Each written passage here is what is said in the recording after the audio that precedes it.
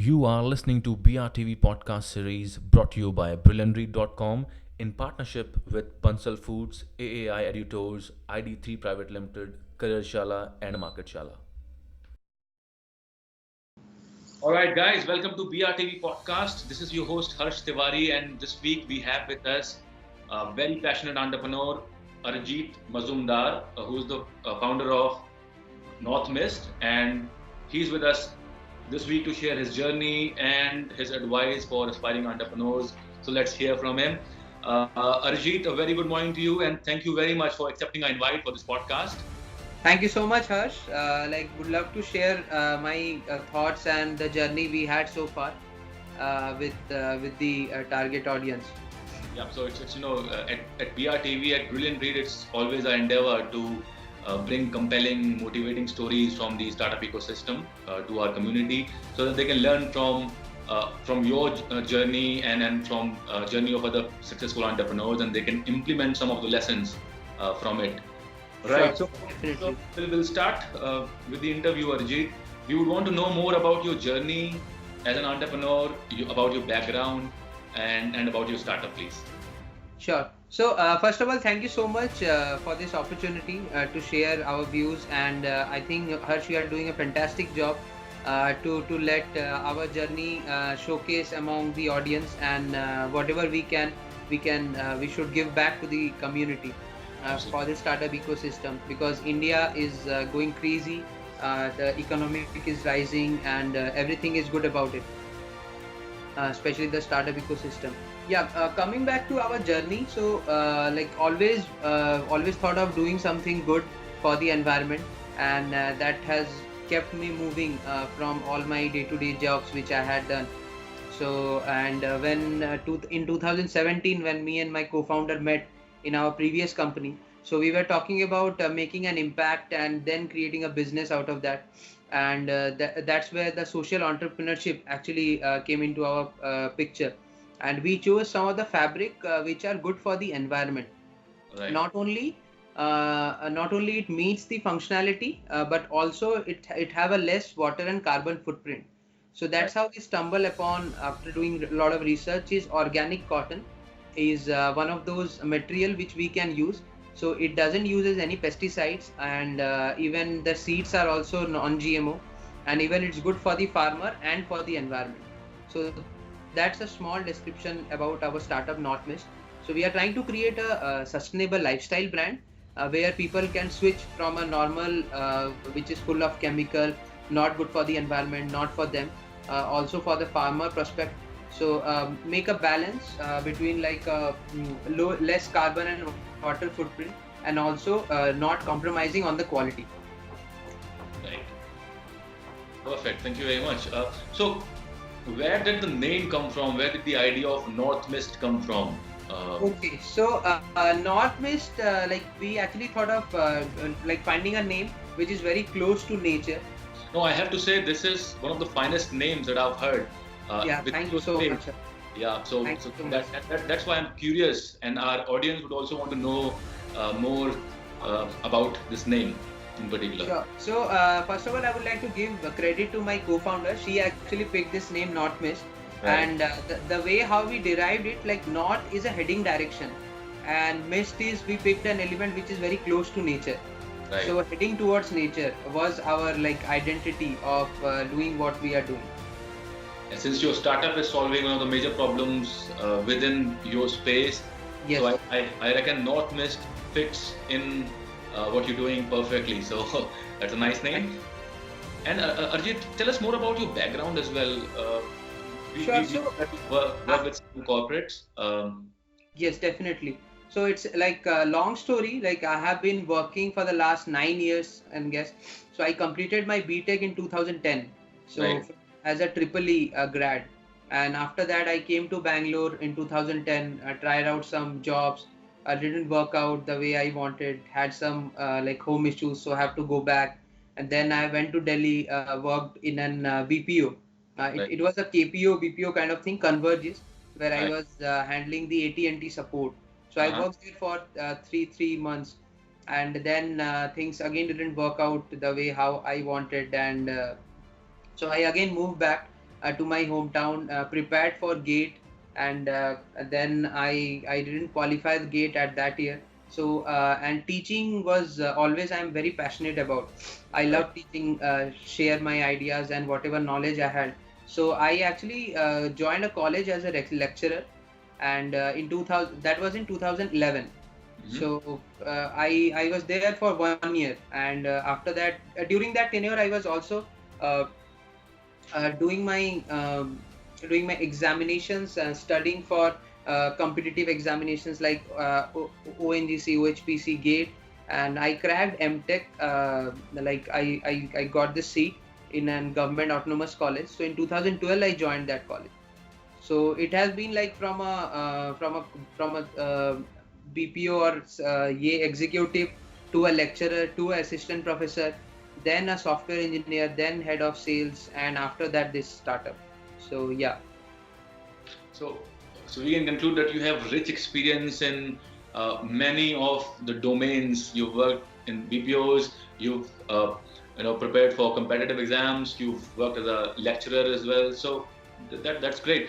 Why did you choose entrepreneurship eventually? What was the reason behind that? We would love to know. So see, my dad used to, like, we had a business. So I have been growing up, seeing my dad going to his shop and generating employment. So we had like around 10 people working for us, and then it was a great learning for me also to grow with him. So I used to go from class 6 in his shop and interact with the customer. So we had this shop where like you have the SIM card, Xerox, STD, and so my first phone was which I got was Nokia 6600, that we got by selling 100 Aircel SIM cards in a month. That was the target. So Right. yeah, it was like the way how I was grown up. So I have seen my dad and a few of their friends doing business. So this was there always in my mind to start something of my own, but haven't found out what to start, or what should be that which I will be I can associate myself with my passion and my skills. So I think when I got to know about this organic cotton doing good for the environment, so that's where like I have found myself. Yeah, I think this is it. You should definitely, because I'm coming from a last 3-4 years I've been doing sales and marketing, technical sales, and that's what actually converged me to start this. Great. Right. So I see that you have a flair for selling. I find that kind of personality in you. Are you good at sales? Are you good at selling stuff to people, persuading them, negotiating, and everything? Yeah, absolutely. That's what I love as well. So, like sales is what I believe is it's a skill where you guide up people to solve his problem with your product. So that is what is like sales technique is. So you actually navigate, help them, educate, advocate them to buy your product or to make a purchase or to try out your product. So that is what I think the sales guy should be able to do. So yeah, I really love that, and been doing for last, I think if you talk about from 2006. So yeah, it's been quite a long time. So I'm calculating from the day when I started going to my dad's shop. So yeah. Right, great story. Right, perfect. So tell us, Arijit, how has the journey been so far? What were some of the challenges that you faced and your achievements? What's gone well? What's gone, not expectedly? So share that with us, please. Sure. See, when we started at that time, a lot of passion was there, a lot of enthusiasm was there. Because when you are starting, you don't have any failures or something. You had this idea of doing something, and then you just start, try to find out what should be your product. So during that process, there are not much failure. The failures happen when you finally start and Yeah. and actually start implementing your ideas and whatever you have done it in that drawing board, and take it out to the market. That's Right. where the failure start happening. So since in my previous startup we had raised a few of the funds Uh-huh. from investors, So I had this assumption that I would be able to easily raise funds for this startup as well. So investor rejection was one like failure, not a failure, a setback, you can say. Setback, It keeps you to persevere and don't take no and just keep on trying. So, but the learning has been actually fantastic, tremendous from a team perspective, from my individual growth perspective. So we have learned a lot about the customer experience, the product which a customer wants, and since sustainable clothing which we started, that was like uncharted territory for all of us. So we didn't had an example. You don't see a brand who is doing such products at scale. So you don't have an anchor whom okay, this is the recipe and you just have to follow and it will work. So we had this something which we keep on iterating, keep on doing new experiment, keep changing your conversation to try out what is working from a customer standpoint, what he is able to capture or make that intention to buy your product or to listen to you.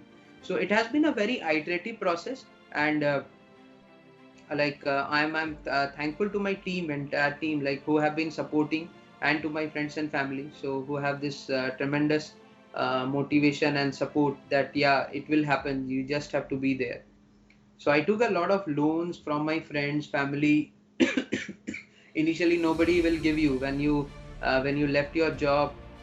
You don't have the pay slip, and the government funds, they keep on asking about like ITR, IT file and all. I used to tell us, hey man, I just registered in March 2018. So at least I need a year and a half to get my first IT return. So that's where like a few challenges. Learning, I think I have mentioned like what are the learnings which I have. So it has been a tremendous journey so far, and a lot of hiccups, ups and downs. But I think that's everyone has to go through. Absolutely, yeah. Pretty relatable it is. Your journey is relatable. Any entrepreneur watching this show would relate to what you were saying, and absolutely. So we have to go through those hiccups that we face initially, and all that rigmarole of finding your customer, finding that investor, getting things done. So we understand that. Right. So what is that factor, Arijit, that keeps you motivated all the time? Because I see that you've gone through a lot of turbulence in terms of, well, any entrepreneur would have to go through that eventually, and you have yourself gone through some of the phases. How do you keep yourself motivated? Because that's really important. Not everyone. For me, when I get up in the morning, like few of the things which I do is like what keeps you going. So when you have a cause, like you want to make an impact for this environment, and a good impact, you have this team member who is continuously working, trying out new things. So and you have to believe in your ideas first, and then everybody else will start believing. They will also start saying what you are saying, and so like having a very good cause, what we are doing, and then generating employment, and this again, like I would again mention that uncharted territory, like building a sustainable lifestyle brand which you don't have right now. So you don't know what will work, what will not. So you have like a lot of experiment in your subconscious mind which you want to try and see the result again in a short period of time, because startups are like fail fast. If you want to iterate, do a MVP, see how things are working, and if it is not, just do a pivot and see if this is working. That what has kept me motivated every morning, and I think that will be for the next couple of decades as well, to make an impact, create something good for the environment, and make this world a better place to live in right now and for the future generation. It's a great cause, and great to see your purpose, your motive behind doing something like this. Right. So for our audience, let me tell you, MVP is minimum viable product. Yes. That you launch, and so what Arijit is trying to tell all of you here is that you have to formulate a strategy, a compelling strategy, and you have to keep drafting or revisiting your strategy according to the market, so that you stay relevant to the competition, to the market that you are in. So thank you very much, Arijit, for sharing these mantras with us. Sure. We head to our penultimate question, which is about your growth. Though we understand that it's such a short time. It's been a year, I guess, in year and a half. Yeah, we actually registered the company in March 2018, launched the website on July, and it's been like from July to now it's like October. So 1 year, 4 months. So yeah. So how has the response from the customers been so far? Customers and your peers, and so how are they? Are they loving the product? What have you sensed so far? How much is the revenue that you've done? Number of sales? If you want to share that with our audience a bit. Sure. So the journey initially has been a bit hectic. Like customer was not able to understand what is they know organic food, but when you talk about organic clothing, there is not much information out there which they can absorb. So we were among the first to educate and then convert them into a sale.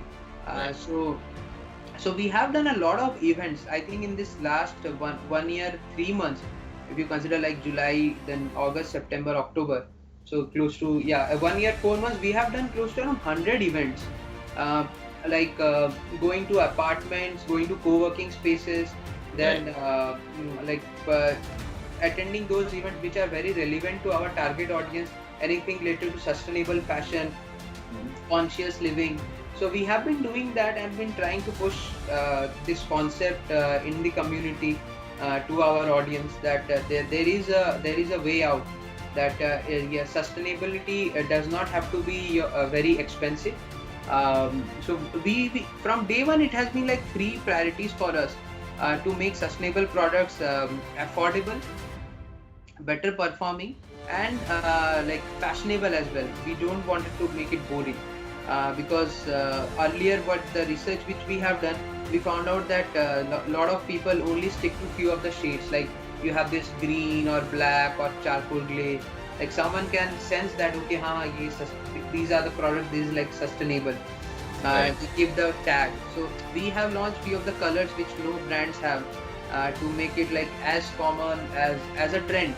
So if you like pink, why not try a pink polo t-shirt which is again made of sustainable material, organic cotton. That was the thesis behind us, and it has been a slow start for us when we started last July, August. After like 3 months, we started getting some good sales from our own website, from different marketplaces. Especially the offline events have been working well for us. Now, after a year, for the last 3-4 months, we have been able to generate good sales from online channels, like from Instagram ads, from Facebook ads. We have good repeat customers as well. So around 30% of our customers, they again buy within 3 to 4 months whenever we launch new collection or new color. So that has been, we have a good community who believe in this product, the packaging which we do. So we don't use any plastic on our entire packaging. It's a complete plastic-free product. Even the buttons of the t-shirt are made of coconut shell. So we don't use wooden or plastic buttons. So all this element actually made an impression on the consumer that there is a safer choice, there is an alternative at a very similar price point which they go and buy other XYZ brand. So it has been very compelling for us and very overwhelming, especially from the corporate side. When we reached out to them, they have this corporate social responsibility, CSR. So under which we try to ask them, why don't you try and give your employees or your colleagues a t-shirt which is sustainable, which is eco-friendly. So that has been going well for us, and we have trying to get around 30 corporates on board. We have done customization for them because every corporate has their own unique requirement depending on their event, depending on their logo, so tagline. So they ask us to customize the t-shirt, maybe in the chest or on the back. So we do that as well. all using like eco-friendly dyes. So that has been going good for us, and yeah, would love to continue this growth, and would like to add more products to make this lifestyle thing possible, because now we are catering only to t-shirt. So we have like around 50 new products in the pipeline, which we are going to release in the next 3 months. That's great. So stay tuned to our website, and you can just drop your email address to keep you posted of what are the new launches we are having. Perfect. So, in fact, I have personally seen your website and I found it really good. The products are fantastic. Yeah. I don't see there is much price difference when it comes to organic and inorganic products. So I reckon the price point is perfect. It is affordable. Our team, in fact, have ordered a couple of those polo t-shirts for them. Oh, fantastic. And I'll recommend our audience to go ahead and have a look at their website, NorthMist.com. Is that? Yes, correct. Log on to NorthMist.com and see some of the products. Those are organic and are made up from everything that's organic. Yes, correct. Perfect. So we'll head to our last question quickly, Arijit, and you want you to share with our audience, because we have aspiring entrepreneurs, management students from IIM colleges, from tier 2, tier 3, tier 1 colleges as our community members, and some of others as well. So what is your piece of advice for all these people who want to do something in social sector or when it comes to entrepreneurship? So first of all, I would like to they should at least try to find out which all the fields which they really like to make an impact if they are going for social entrepreneurship. There are hundreds of things you can do, but which is the one thing which you associate yourself with the best, the most actually. So I think that is the primary thing they should identify. After that, what are your skill set? Like what are you good at? And you can definitely perfecting it over a period of time. But what are your skills or the talent which you have inside, to find out like this is where my forte is, and after that then finding out and then going out to the customer. Okay, this is the problem which they are facing, and try to find a solution which is relevant to you and to your field. Do a lot of experiment, lot of iterations. Don't just build a product. Try to gauge whether there is a need for that kind of product or not. So we have been like before starting up, we have done a lot of primary and secondary research. Right. A lot of surveys whether they need a organic t-shirt or not. After then, like we launched this website actually. So yeah, I think that's the preliminary research they should do. And after that, you have to be very much you have to persevere for a good period of time. So for me, it was like at least 18 months. I have to dedicate and then see whether the results are happening or not. And yeah, that's I think 2 cents. Like you have to persevere, and if you have find out this is what the customers are wanting or they definitely need, and they will pay for you. Again, there are 2 things. Like one is you are just curious about something, and the other is you are actually solving a pain point, so right. Which they will pay. So these are the, I think 2 things you should definitely keep on mind when you are starting something new, and iterate, take the feedback. Yeah, I think that has been my key to success. Thank you very much, Arijit, for sharing your journey and all those insights with us. And thank you for taking time out from your busy schedule, because being an entrepreneur myself, I can understand how tight it is.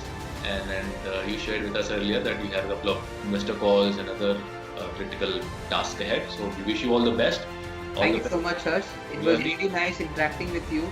I hope your audience and whoever will be listening or viewing this podcast will definitely do something good and create more employment. Absolutely. So that's what our endeavor at BrilliantRead is. We want to empower people. We want to motivate them and help them unlock their true potential and do something good for their careers. and for others as well. So thank you very much. Anything else you want to share with us, Arijit? No, I think we have covered most of the thing. Would love to stay in touch with you, Harsh, and Sure. with your team. Beautifully organized, and keep up the good work, man. You're doing Thank you so much. fantastic. Take care. Means a lot to us, and I'll pass your uh, your thanks to all my team members. They are doing an incredible job, and they work Absolutely. really hard. So thank you very much again, and I wish you all the very best ahead. Yeah. Thank you. Take care. Bye. We get many complex questions from your life answered through this podcast series, so stay tuned. If you haven't already subscribed to our YouTube channel, please do. Follow us on Instagram, LinkedIn, SoundCloud, and all the social media channels. Do subscribe to our online magazine, BrilliantRead.com, if you haven't done. Thank you.